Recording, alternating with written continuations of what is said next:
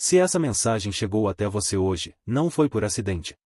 Eu sei que muita gente fala isso, eu sei que parece frase pronta, mas eu quero que você me ouça com calma, porque tem encontros que não são comuns. Tem palavras que não aparecem só para passar o tempo. Tem mensagens que não vêm só para emocionar. Elas vêm para alinhar. E talvez seja exatamente isso que Deus esteja fazendo com você agora, alinhando o que ficou torto, limpando o que ficou pesado, mexendo no que você vinha empurrando, e preparando você para um tipo de futuro que não combina com a sua mente antiga. Porque seu eu do futuro não vai responder à versão sua que se acostumou com o mínimo. O seu futuro não vai combinar com a linguagem da derrota, com a fala da escassez, com a alma cansada que já aceitou qualquer migalha emocional, qualquer ambiente pesado, qualquer rotina que seca sua fé e qualquer pensamento que diminui sua visão. Tem tempos em que Deus consola. Tem tempos em que Deus poda. Tem tempos em que Deus corrige. E tem tempos em que Deus separa. Se você me perguntar o que eu sinto sobre o que começa hoje na sua vida, eu diria isso com muita clareza, e hoje começa uma separação. Separação entre o que parecia necessário e o que era só peso.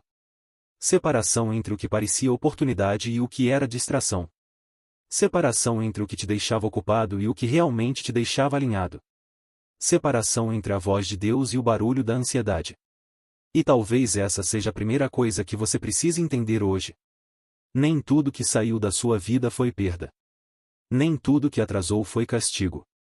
Nem tudo que fechou foi rejeição. Nem tudo que ficou em silêncio foi abandono. Às vezes, Deus não está negando. Está limpando. E isso muda tudo. Porque quando a pessoa interpreta tudo pela ferida, ela sofre duas vezes. Sofre pelo processo, e sofre pela leitura errada do processo. Ela chama a pausa de esquecimento. Chama a proteção de perda. Chama a poda de humilhação.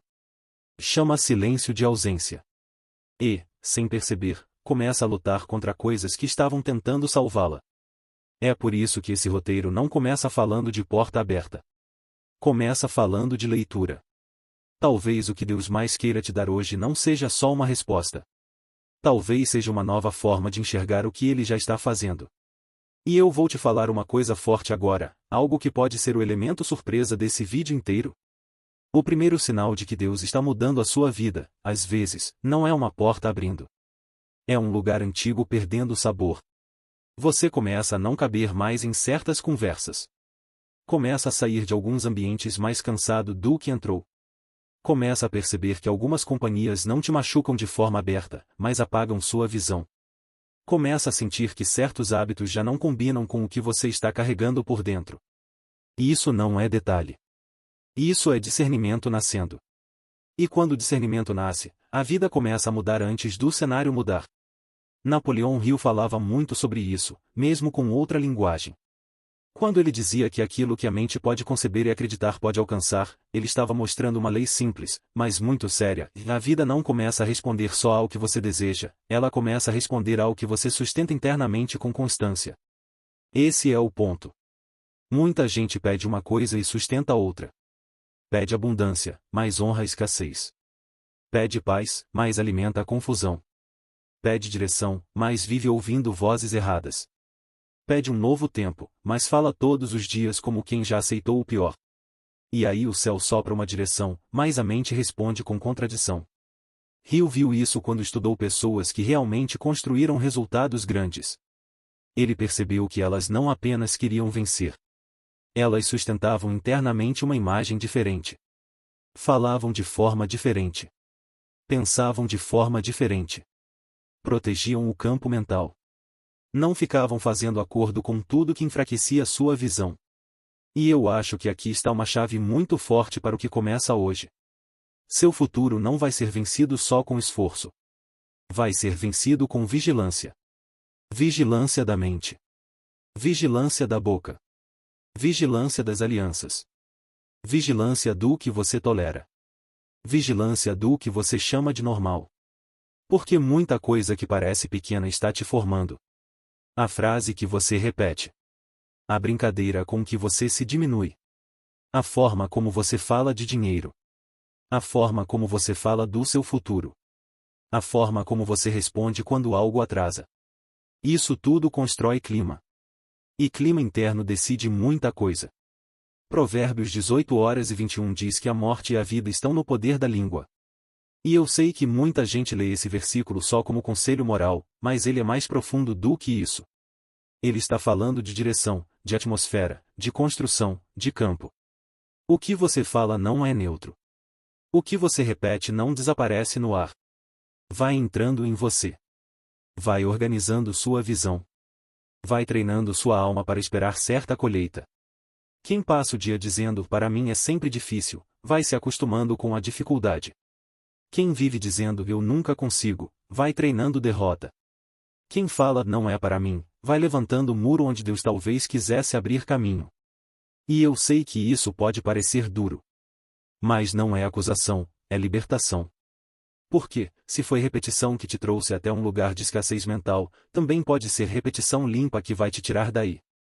Napoleão Hill chamava isso de autossugestão. Muita gente entende isso de forma rasa, como se fosse só repetir frases na frente do espelho. Mas é mais do que isso. É decidir o que entra no centro. É perceber que aquilo que você diz com frequência deixa de ser só frase e começa a virar referência. Por isso, talvez a primeira guerra de hoje seja essa: parar de falar contra a promessa que você diz querer viver. Parar de chamar de impossível o que Deus está amadurecendo. Parar de chamar de tarde o que ainda está em formação. Parar de chamar de castigo o que foi proteção. Parar de chamar de perda o que, na verdade, foi filtro. Essa mudança de leitura é central. Porque Deus trabalha muito no invisível. Muito. Ele trabalha na raiz, antes do fruto. Na consciência, antes do dinheiro. Na identidade, antes da porta. Na palavra, antes do testemunho. Na postura, antes da expansão. E isso incomoda quem vive com pressa. Porque a pressa quer sinal logo. Quer resposta logo. Quer movimento logo. Quer prova logo. Mas Deus nem sempre trabalha do lado de fora primeiro. Muitas vezes, Ele começa ajeitando por dentro tudo aquilo que sabotaria aquilo que você está pedindo. Pensa numa semente. Ninguém a vê rompendo. Ninguém a ouve trabalhando. Ninguém a chama de árvore no primeiro dia. Mas o processo já começou. E talvez essa seja uma palavra para o seu espírito hoje: o processo já começou, mesmo que você ainda não tenha forma de provar isso para ninguém. O invisível já começou. Só que o invisível pede uma coisa que muita gente não sabe oferecer: permanência. Napoleão Hill falava de desejo definido, fé e persistência. Não era emoção solta, era constância. Não era empolgação de um dia, era permanência até o mundo visível acompanhar o que já estava sendo sustentado por dentro. E talvez você esteja exatamente nesse lugar. Num tempo em que Deus não está te pedindo espetáculo. Está te pedindo permanência. Permanecer limpo na linguagem. Permanecer sóbrio na mente. Permanecer atento aos ruídos. Permanecer firme, mesmo sem ver tudo. Permanecer fiel, mesmo sem aplauso. Porque tem gente que começa muito acesa, mas se dispersa rápido. E o seu futuro não será sustentado por quem vive de impulso. Será sustentado por quem aprende a manter a chama. Você não entra no seu futuro com a mente bagunçada. E talvez Deus esteja te chamando para tratar isso agora. Tratar a conversa que você tem com você mesmo. Tratar a forma como você ora. Tratar a forma como você reage ao atraso. Tratar a forma como você se enxerga. Porque outra coisa que trava muita gente é essa: pede abundância, mas se vê como intruso. Pede paz, mas se sente indigno dela. Pede oportunidade, mas por dentro se comporta como quem acha que não merece sustentar o que receber. E isso cria um conflito. A boca pede, o coração quer, mas a identidade recua. Napoleão Hill percebeu isso claramente nos homens que estudou. Os que avançavam não eram só os que tinham talento. Eram os que conseguiam sustentar internamente uma imagem mais alta sem pedir desculpas por isso. Eles não se viam como visitantes da própria promessa. Eles começavam a se tratar, antes do resultado, como alguém compatível com aquilo que queriam construir. E isso conversa muito com a fé. Porque fé não é só acreditar que Deus pode. Fé é parar de se ver do tamanho da sua dor e começar a se ver à luz daquilo que Deus falou. Romanos 12 fala da renovação da mente. E eu gosto muito disso, porque mostra que a mudança não é mágica, é processo. Você não acorda pensando diferente por acaso. Você vai renovando. Vai limpando. Vai trocando referência. Vai percebendo onde o pensamento antigo ainda governa. Vai interrompendo frases velhas. Vai deixando de chamar de prudência o que era medo. Vai deixando de chamar de maturidade o que era conformismo. Isso é muito importante. Porque tem gente que se acostumou com tão pouco, que começou a chamar isso de sabedoria. Se acostumou com migalha emocional. Com ambiente pequeno. Com conversa rasa. Com rotina drenante. Com medo herdado. Com pensamento de escassez. Com culpa de crescer. E tudo isso vai virando um tipo de prisão arrumada, educada, até bonita por fora, mas ainda prisão. Só que o seu futuro não vai aceitar isso de você. Não do jeito que Deus quer te conduzir. A partir de hoje, vai ser exigido de você sobriedade, foco limpo, atenção espiritual e discernimento fino. Porque nem toda porta aberta será envio. Nem todo convite será honra. Nem toda proposta será favor. Nem todo brilho será luz. E aqui está outra chave que pode te guardar muito. A paz é um critério. Nem tudo que vem de Deus será confortável, eu sei. Às vezes vai exigir coragem, confronto, decisão difícil, renúncia. Mas ainda assim vem com uma paz de fundo. Uma paz que não elimina a seriedade do momento, mas impede que você se fragmente por dentro. Isso é muito diferente daquilo que vem só da carência, da vaidade ou da pressa. A carência acelera. O ego seduz. A ansiedade empurra. Mas Deus alinha. Talvez o seu futuro vai exigir que você aprenda essa diferença. Aprender a desconfiar do que parece grande, mas rouba sua paz. Aprender a honrar o que parece simples, mas fortalece seu espírito. Aprender a dizer não sem culpa. Aprender a sair de certos lugares sem drama. Aprender a respeitar o cansaço que alguns ambientes causam. Porque sim, tem lugar que não te agride diretamente, mas te esvazia. Tem conversa que não parece ofensiva, mas diminui sua chama. Tem aliança que não te prende com corrente, mas prende com desgaste. E Deus, às vezes, responde sua oração tirando o encanto de coisas que antes você chamava de normais. Isso também é milagre. O encanto errado vai embora. A fome pelo que não combina mais começa a secar. O gosto pelo ambiente velho muda. E você percebe, sem precisar de grande anúncio, que já não cabe ali. Esse é um dos sinais mais fortes de alinhamento. Antes de abrir a porta certa, Deus pode fazer você perder o apetite pela porta errada. Guarda isso. Porque vai te poupar dor. E agora eu quero falar de uma coisa muito prática. O que fazer com essa palavra? Primeiro, volte ao centro. Respire. Diminua o barulho. Pare de viver em reação. Nem toda informação merece entrar. Nem toda opinião merece pousar. Nem todo medo precisa ser ouvido. Se você quer entrar no seu futuro com a mente alinhada, vai ter que filtrar mais. Filtrar o que entra no ouvido. Filtrar o que entra pelos olhos. Filtrar com quem sua visão conversa. Filtrar o tipo de frase que você aceita como conselho. Segundo, limpe sua linguagem. Não se amaldiçoe em segredo. Não repita derrota como se fosse identidade. Não fale de si como se já estivesse vencido pelo cansaço.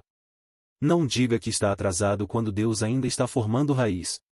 Não chame de impossível o que talvez só esteja em processo. Terceiro, honre o simples. Tem gente esperando um abalo, uma voz gigante, um sinal dramático, e perde a direção que veio na paz, no incômodo santo, numa conversa, numa porta que perdeu o brilho, numa decisão que ficou clara em silêncio. Deus não fala só no barulho. Às vezes, Ele firma no simples. Quarto, permaneça. Não desfaça amanhã o que você entendeu hoje. Não volte para a linguagem antiga só porque o dia apertou. Não entregue sua mente de novo ao medo só porque ainda não viu tudo. Não faça acordo com a ansiedade de madrugada. Permaneça. Napoleão Hill insistia nisso, pensamento sustentado com fé e repetição ganha força. E a Bíblia também mostra isso de várias formas. O que permanece amadurece. O que amadurece sustenta. O que sustenta produz fruto. Quinto, reconheça o que precisa ser deixado. Talvez hoje não seja só sobre receber. Talvez seja muito sobre soltar. Soltar um ambiente. Soltar uma narrativa. Soltar um padrão mental. Soltar uma aliança. Soltar a culpa de crescer. Soltar a mania de se diminuir. Soltar a necessidade de ser entendido por todo mundo. Nem tudo que sai da sua vida é punição. Às vezes é Deus liberando espaço. E talvez o que começa hoje para você seja isso: espaço limpo. Espaço limpo para uma mente menos cansada. Para uma fé menos distraída. Para uma linguagem mais forte.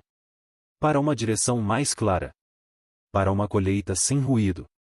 Eu não sei exatamente o que você viveu no último tempo.